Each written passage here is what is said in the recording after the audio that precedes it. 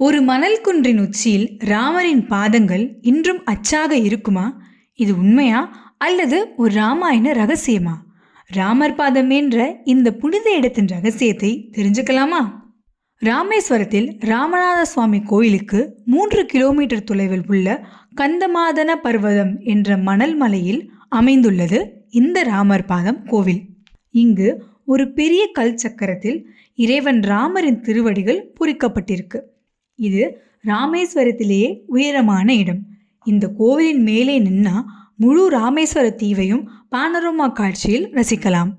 ராமர் இங்கு நின்று கொண்டுதான் கடலை கடக்க பாலம் கட்ட திட்டம் போட்டார்னு சொல்லப்படுது. அதுதான் நம்ம எல்லோரும் அறிந்த ராமசேது. அனுமனும் அவங்க கூட்டத்தோட வீரர்களும் இலங்கைக்கு சீதாமாவை தேட பறக்கிறதுக்கு முன்னாடி இங்க ஓய்வெடுத்தாங்களாம். ராமர் பாதம் கோவில் அமைதியும் ஆன்மீகமும் நிறைந்த இடம். வீடியோ பிடிச்சிருந்தா லைக், ஷேர் பண்ணுங்க, ஃபாலோ பண்ண மறக்காதீங்க.